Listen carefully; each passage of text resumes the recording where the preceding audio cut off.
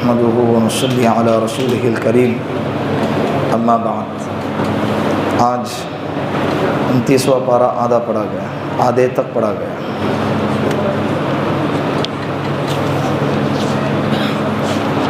ہماری بات چل رہی تھی سورۃ الحجرات کی۔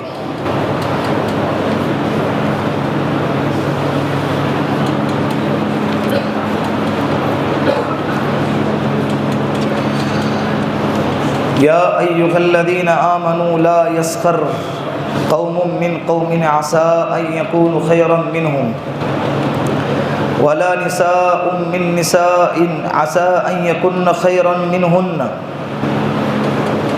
کبھی کبھی قرآن کریم کو جب گہرائی سے پڑھنے کا موقع ملتا ہے تو ایسا لگتا ہے کہ یہ قرآن اللہ نے میرے لیے نازل فرمایا ہے۔ اے ایمان والو، لا یسخر قوم من قوم، تم میں کی ایک جماعت دوسرے جماعت کی مذاق اور ٹھٹا نہ اڑایا کرے۔ عسیٰ ان یکونوا خیرا منہم، ہو سکتا ہے کہ تم جس کا مذاق اڑا رہے ہوں وہ تم سے بہتر ہو اللہ کی نگاہ میں۔ ولا نساء من نساء، عورتوں کو بھی چاہیے کہ ایک دوسرے کا مذاق نہ اڑائے۔ عسیٰ ان یکن خیرا منہن، ہو سکتا ہے کہ جو عورت جس عورت کا مذاق اڑا رہی ہیں وہ اللہ کے نظر میں تجھ سے بہتر ہو۔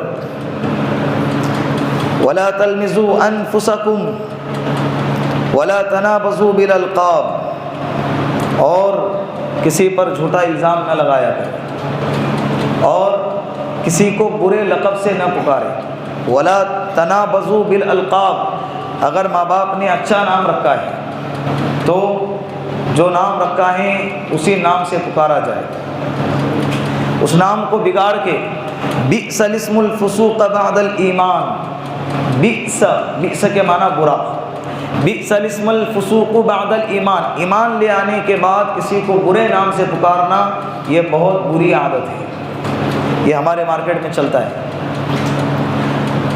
اتنا چلتا ہے کہ جس بندے کا جو اصل نام ہے نا وہ خود اپنا اصل نام بھول جاتا ہے کہ میرا کیا نام رکھا ہے۔ جب اس کو اس نام سے پکارا جاتا ہے تو وہ پیچھے مڑ کے دیکھتا نہیں ہے۔ پھر جب اس کا جو مارکیٹ میں نام بگاڑا ہوا ہے، وہ بگڑے ہوئے نام سے جب پکارا جاتا ہے تو بندہ فوراً پلٹ کے دیکھتا ہے۔ یہ حال ہے معاشرے کا، ہے نا؟ یہ بہت بری بات ہے۔ دوسرے کا مذاق اڑانا بھی نہیں چاہیے۔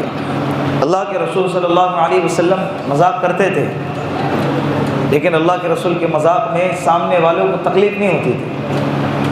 اتنا مذاق کر رہے کہ سامنے والا رو دیا، ایسا مذاق کرے سامنے ایک محفل سجی ہوئی 4 سے 5 لوگ ہیں، بس اس محفل کو خوش کرنے کے لیے کسی ایک کو ٹارگٹ بنا دیے اور اس کو اوپر سے لے کے نیچے تک ذلیل کر کے رکھ دیے۔ سب ہنس رہے، بھائی میں نے سب کو خوش کر دیا۔ سب کو خوش کرنے کے چکر میں خود اللہ کی نگاہ میں کیا ہو گیا؟ گر گیا۔ یہ ہوتا ہے کہ نہیں ہوتا ہے؟ بتاؤ بتا۔ تم جس کو نیچا دکھا رہے ہیں، جس کی مذاق اڑا رہے ہیں، ہو سکتا ہے کہ وہ اللہ کی نگاہ میں تم سے بہتر ہو سکتا ہے کہ نہیں؟ اللہ کی نگاہ میں ہم سے بہتر ہو اور ہم اس کا مذاق اڑا رہے ہیں۔ اسی لیے قرآن کہتا ہے ایسا نہ کیا کرو۔ وَمَن لَّمْ يَتُوبْ فَأُولَٰئِكَ هُمُ الظَّالِمُونَ، بس جس شخص نے یہ جو کام کرتے ہیں اگر توبہ نہیں کی تو یہ لوگ اپنے آپ پر ظلم کرنے والے ہیں۔ آگے، یا ایھا الذین آمنوا اجتنبوا کثیرا من الظن، اے ایمان والوں بدگمانی سے بچو، بدگمانی سے اپنے آپ کو بچاؤ۔ ان بعض الظن اثم، بعض گمان، بعض بدگمانیاں ایسی ہوتی ہے جو گناہ تک لے جاتی ہے۔ یہ بھی ہمارے اندر ہے، سامنے والا بندہ جو کر رہا ہے، ہم بیٹھے بیٹھے اپنے اعمال کو خراب کرتے ہیں۔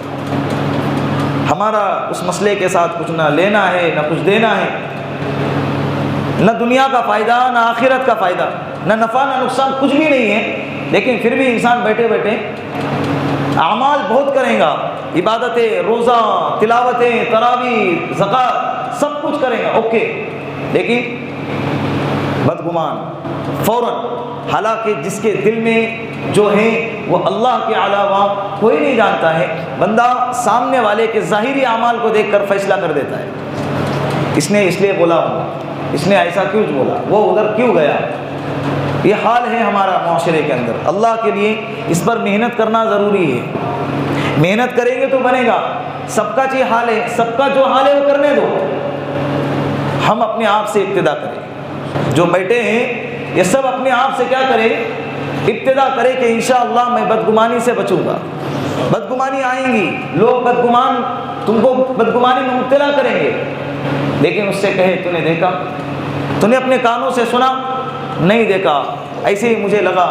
مکتب کے ایک بچے کو میں حاضری لے رہا تھا، ایک غیر حاضر تھا، اس سے پوچھا کہاں گیا تھا، فوراً بازو والا بولتا مفتی صاحب یہ کل پتنگ اڑا رہا تھا۔ اب پتنگ اڑاتے بچے مجھے غصہ آتا ہے، یہ بچوں کو بھی پتہ ہے مکتب کے، اب میں اسے بلاتا پھٹکے لگاتا، لیکن جس نے شکایت کی تھی اس سے کہا میں نے کہاں اڑا رہا تھا، کون سے ٹیرس پہ اڑا رہا تھا۔ اب وہ ہڑبڑا رہا ہے، تو نے اپنے آنکھوں سے دیکھا؟ نہیں، اور تو کل کونڈوا میں تھا نا، تو خود بھی تو کل نہیں آیا تھا، وہ بندہ بھی کل نہیں آیا تھا، لیکن سامنے والے بندے کو اس نے کیا کر دیا۔ اگر میں تھوڑی سی تحقیق نہ کرتا اور اپنے غصے پر عمل کر دیتا تو بلا کے پیٹ دیتا، میں اپنے آپ میں شرمندہ ہوتا کہ نہیں ہوتا۔ مکتب کے بچے ہیں یہاں پر گواہ ہیں، اسی لیے حقیقت کچھ اور ہوتی ہے اور ہم سمجھ کچھ اور ہوتے ہیں، اسی لیے فیصلہ لینے میں کبھی بھی جلد بازی نہیں کرنی چاہیے۔ آگے ولا تجسسوا، کسی کی جاسوسی نہ کرو، قرآن منع کر رہا ہے۔ قرآن کیا کر رہا ہے؟ ولا تجسسوا، کسی کی جاسوسی میں نہ لگا کرو، کون کہاں جا رہا ہے، کون کس سے مل رہا ہے، وہ اللہ دیکھ رہے ہیں نا، وہ کون دیکھ رہا ہے؟ اللہ دیکھ رہے ہیں۔ ہاں اگر اپنا بیٹا ہے اس کی تربیت کے لیے وہ جاسوسی نہیں ہے، وہ تربیت کا ایک حصہ ہے۔ اپنی بیوی ہے، اپنا بھائی ہے، چھوٹا ہے، جس کا ہمارے ماتحت میں جس کی تربیت کی ہماری ذمہ داری ہے، تو اس وقت یہ ہماری اس کی نگرانی کی ذمہ داری ہے، لیکن ہمارا کچھ لینا نہ دینا، نہ خون کا رشتہ، نہ پانی کا رشتہ، نہ دودھ کا رشتہ، کچھ بھی نہیں، لیکن حضرت کو راتوں میں نیند نہیں آ رہی ہے، کیوں بھائی وہ فلاں بندہ اس کے نکاح میں کیوں گیا تھا، اس کے ساتھ میں اس کے جنازے میں کیوں گیا تھا، اور اس کے گھر میں بار بار کیوں جا رہا تھا، وہاں بار بار کرانے کی دکان میں کیوں کھڑا رہے گا، کپڑے کی دکان میں بار بار کیوں جا رہا۔ ارے تجھے کیا لینا دینا، ان السمع والبصر والفؤاد كل اولئک کان عنہ مسؤولا۔ قرآن کہتا ہے کہ سننا اور بولنا اور دیکھنا کل قیامت کے دن سب کے بارے میں پوچھا جائے گا۔ اللہ تجھ سے پوچھیں گے کیا سنا، کیا بولا، کیا دیکھا، کیوں بولا، کیوں سنا، کیوں بولا، اللہ یہ سب کے بارے میں پوچھیں گے۔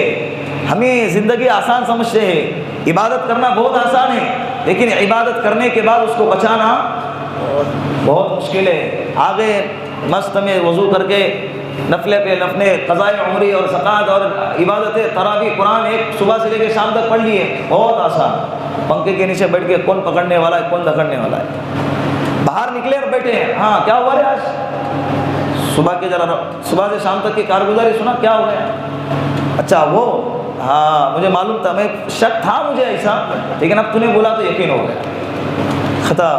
ساری قرآن کی عبادتیں، ساری تلاوتیں، سارے زکوٰۃ، ساری محنتیں ایک جھٹکے میں کیا ہو گیا، کیا ملا بتاؤ، بولا اسے کیا ملا، گناہ کے علاوہ کیا ملا اسے، لیکن اس کا گیا سب نا، اس کا گیا سب، لیکن جس کے بارے میں بول رہا ہے اس کو رتی برابر فرق نہیں پڑ رہا ہے، وہ اپنے کاموں سے بزی۔ یہ معاشرے کا حال ہے، یہاں آپ اس کو محسوس کر سکتے ہیں، مارکیٹ میں یہی چل رہا ہے، لوگوں کو اپنے سے زیادہ دوسروں کی زندگی کی فکر ہے۔ سارے جہاں کا جائزہ، علامہ اقبال نے کہا ہے نا، سارے جہاں کا جائزہ اپنے جہاں سے بے خبر، میرا بیٹا کیا کر رہا ہے، میری بیٹی کیا کر رہی ہے، میرے گھر میں کیا ہو رہا ہے، اس سے انسان انجان ہے، لیکن ایک محلہ چھوڑ کے دوسرے محلے کا جو بیٹا ہے نا، وہ تیسرے محلے میں جا کے کیا کر رہا ہے، اس بندے کو کیا ہے پتہ ہے۔ یہ ہے مارکیٹ میں، یہ سب کیا ہے، وَلَا يَغْتَبْ بَعْضُكُمْ بَعْضًا، تمہیں چاہیے کہ ایک دوسرے کی غیبت نہ کرے، ایک دوسرے کی غیبت نہ کرے۔ آج ہماری محفلیں غیبتوں سے سجی ہوئی، اور سب سے زیادہ جو لذت ملتی ہے نا غیبت کرنے میں، حکیم الامت نے لکھا ہے عوام کو علماء کی غیبت کرنے میں لذت ملتی ہے، فلاں عالم یہ، فلاں امام یہ، فلاں مؤذن ایسا، اور ان کی غیبت کر، ان کا گوشت کھانے میں جو لذت ملتی ہے نا، عوام کے گوشت کھانے میں وہ لذت نہیں ملتی۔ آگے قرآن کہہ رہا ہے، یہ میرے الفاظ نہیں ہے، قرآن کہہ رہا ہے اَيُحِبُّ أَحَدُكُمْ، کیا تم میں سے کوئی پسند کرتا ہے اس بات کو کہ أَن يَأْكُلَ لَحْمَ أَخِيهِ مَيْتًا فَكَرِهْتُمُوهُ، کہ تم میں سے کوئی بندہ اس بات کو پسند کرتا ہے کہ وہ اپنے مرے ہوئے بھائی کا گوشت کھائے؟ بھائی نہیں، قرآن نے کیا کہا؟ بھائی کا انتقال ہو گیا، مرا ہوا ہے، اور اس کا گوشت انسان اگر کھا رہا ہے تو تم کیا کہو گے اس کو؟ بتاؤ۔ اچھا انسان کہوں گے کہ معاشرے کا سب سے گھٹیا اور ذلیل انسان کہیں گے؟ بولو نا، کیا کہیں گے؟ قرآن نے مثال دی ہے، غیبت کرنے والے سمجھتے کمرہ بند ہے، جس کی غیبت کر رہی وہ کیا سن رہا ہے؟ ارے میرے اللہ تو دیکھ رہے نا، اللہ تو سن رہے ہیں۔ اللہ، حضرت شیخ سعدی رحمۃ اللہ علیہ فرماتے ہیں، جب اللہ کسی کے مرتبے کو بڑھانا چاہتے ہیں نا، حاسدین کے زبان کو اللہ کھول دیتے ہیں۔ 4 لوگوں میں بیٹھ کے اس کا تذکرہ کر رہا، وہ حضرت 4 لوگوں میں مفت میں کیا ہو گئے؟ فیمس ہو گئے، جو نہیں جانتے تھے یہ بھی اس کو جاننے والے بن گئے۔ لیکن غیبت کرنا یہ اتنا بڑا گناہ ہے، اللہ کے رسول صلی اللہ علیہ وسلم نے فرمایا الغیبۃ اشد من الزنا، غیبت کرنا زنا سے بھی زیادہ سخت گناہ ہے۔ زنا سے بھی، زنا کرنے والے کو آج ہم ایک دم حقیر اور حقارت کی نگاہ سے دیکھتے ہیں، اور دیکھنے والا بھی کون ہے؟ جو آج 10 لوگوں کی غیبت کر کے آیا ہے، 10 لوگوں کے اپنے 10 سگے بھائیوں کا مردار مرے ہوئے بھائیوں کا گوشت کھا کر آیا ہے۔ قرآن نے کہا ہے، اور باقاعدہ اللہ کے رسول نے مثالی اعتبار سے سمجھایا بھی ہے۔ 2 عورتیں آپس میں غیبت کر رہی تھی، روزہ لگ گیا رمضان کی حالت میں، اتنی تکلیف ہو رہی کہ جان جانے کے قریب آئی، اللہ کے رسول کے پاس آئے، اللہ کے رسول نے پیالہ بھجوایا، کہا کہ اس میں قے کرو، کہا کہ یا رسول اللہ صبح سے کچھ کھایا ہی نہیں ہے تو قے کیا نکلیں گے؟ کہا کہ کرو۔ جب کیا گیا تو تازے تازے گوشت کے ٹکڑے نکلے۔ کہا کہ تم نے بیٹھ کر کسی کی غیبت کی؟ کہا کہ ہاں۔ اور یہ ہوتا ہے، یہ معاشرے میں کیا ہو رہا ہے؟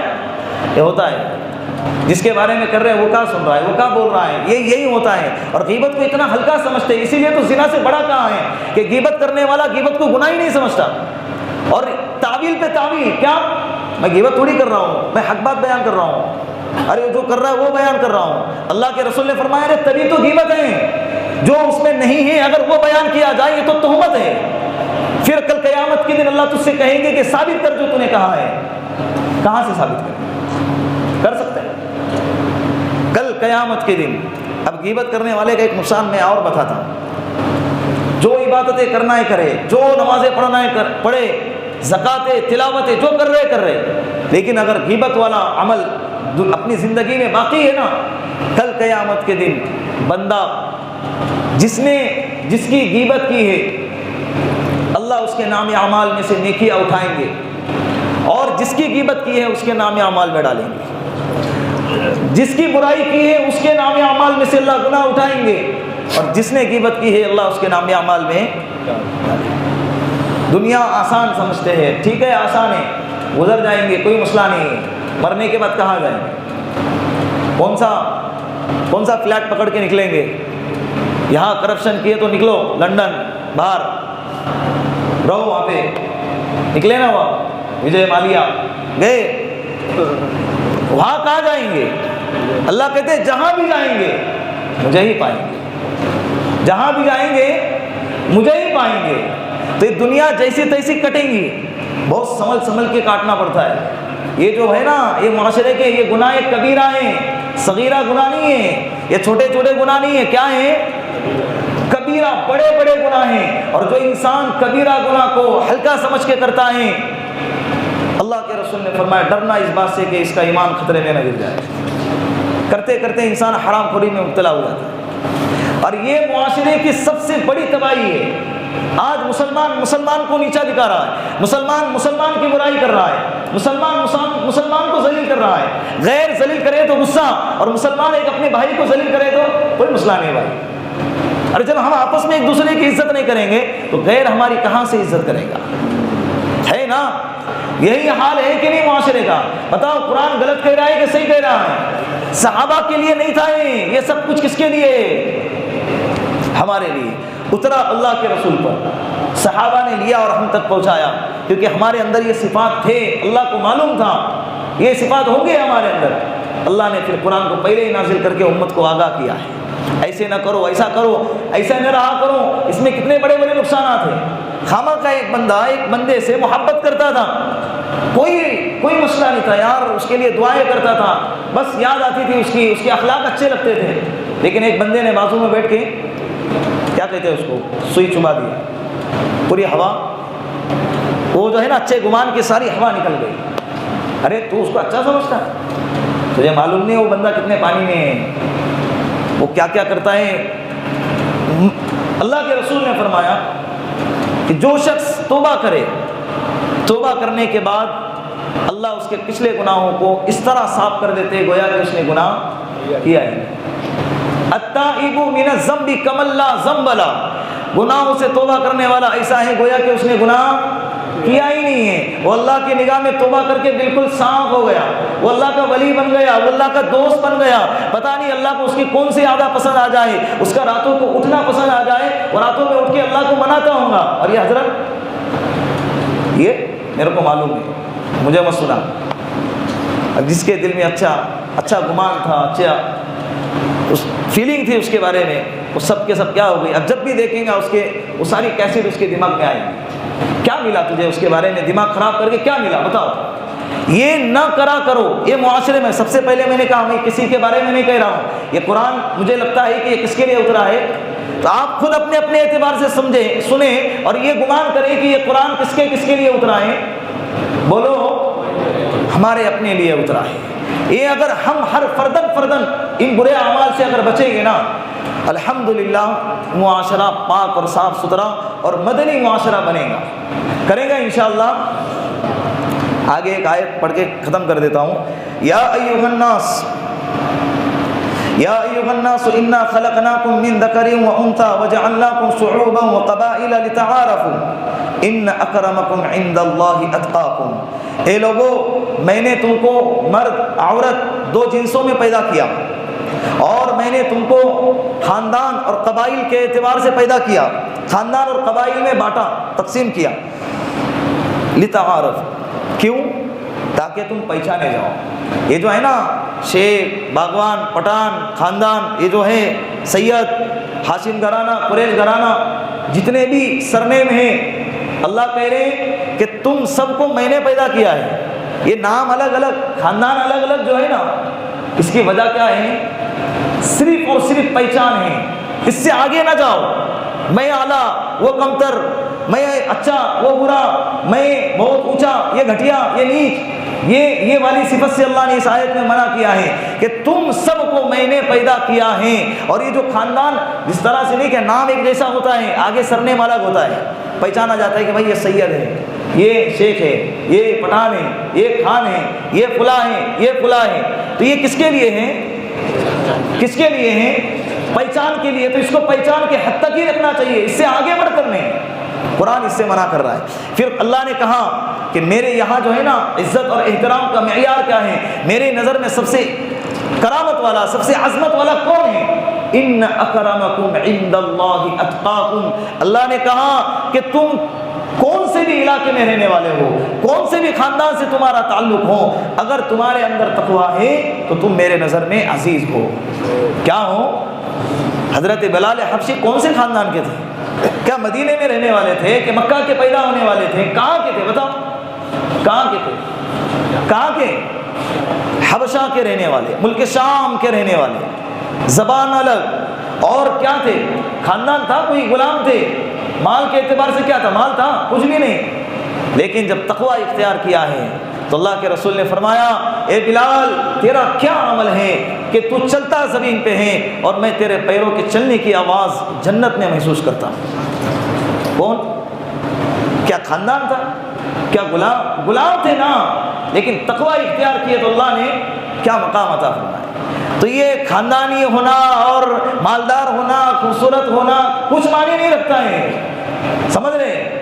کچھ بھی معنی نہیں رکھتا ہے۔ اگر اللہ کی نظر میں کسی چیز کا سکہ چلتا ہے تو وہ کیا ہے؟ تقوی۔ میں بار بار کہہ رہا ہوں، کل بھی آیا تھا، تقوی کا مطلب کیا؟ تقوی کا مطلب کیا؟ بولو نا۔ تقوی کا مطلب اللہ کا ڈر۔ اللہ کا ڈر تنہائی میں، اللہ کا ڈر مجمع میں، تنہائی خلوت میں اللہ کا ڈر، جلوت میں اللہ کا ڈر، سب کے سامنے ہو اللہ کا ڈر، سب کے سامنے نہ ہو تب بھی اللہ کا ڈر، دن کے اجالے میں اللہ کا ڈر، رات کے اندھیرے میں اللہ کا ڈر۔ وہ تو ہر جگہ، ہر لمحہ، ہر حال دیکھتا ہے، سنتا ہے، یہ اللہ کی صفت ہے۔ تو تقوی اختیار کریں گے انشاءاللہ۔ بار بار یہ محفل میں تقوی تقوی بولا جا رہا ہے، یہ میں نہیں بول رہا ہوں، قرآن کہہ رہا ہے، اللہ کہہ رہے ہیں تقوی اختیار کرو، اللہ سے ڈرو۔ قرآن میں اللہ نے جب سورہ بقرہ شروع کی ہے، الف لام میم ذالک الکتاب لا ریب فیہ ھدی للمتقین، متقین کے کیا معنی ہے؟ اللہ سے ڈرنے والے۔ تو ہم اللہ سے ڈرنے والے بنیں گے انشاءاللہ۔ سورہ نجم میں 27 پارے کے اندر سورہ نجم میں ایک آیت ہے، فلا تزکوا انفسکم هو اعلم بمن اتقى، اپنے آپ کو زیادہ پاک باز مت سمجھ۔ لوگوں کو گناہ کرتا ہوا دیکھتا ہے اور اپنے آپ کو نیک سمجھتا ہے، لوگوں کو حقیر سمجھتا ہے اور اپنے آپ کو اعلیٰ سمجھتا ہے۔ اللہ کہہ رہے اپنے آپ کو اتنا بھی اونچا اور اعلیٰ نہ سمجھ، اللہ جانتا ہے کہ تو کتنا پانی میں ہے، اللہ جانتا ہے کہ تو کتنا تقوی میں ہے، تیری رات کیسی، تیرا دن کیسا۔ اگر آج اللہ اپنے اعمال کو ظاہر کرنے پہ آ جائے نا، سگا بیٹا سگے باپ سے نفرت کرنے لگے گا، سگا باپ اپنے بیٹے سے نفرت کرنے لگے گا، میاں بیوی آپس میں ایک دوسرے سے نفرت کرنے لگیں گے۔ یہ ہمارے اعمال ہیں تنہائی کے، لیکن اللہ دیکھتا ہے، اللہ سنتا ہے، اللہ جانتا ہے، اس کے باوجود اللہ چھپاتا ہے، اس لیے کہ اللہ ستار ہے، اللہ غفار ہے۔ اگر اللہ کی ان صفتوں کا غلط استعمال کیا، غلط فائدہ اٹھایا، اللہ قہار بھی ہے، اللہ انصاف کرنے والے بھی ہے، سمجھ رہے؟ تو خدا را یہ جو باتیں آج بیان کی گئی نا، یہ بہت قیمتی باتیں ہیں، یہ ہمارے معاشرے کا بہت بڑا حصہ ہے جو اس میں مبتلا ہے نا؟ آپ اس کا انکار کرتے ہیں؟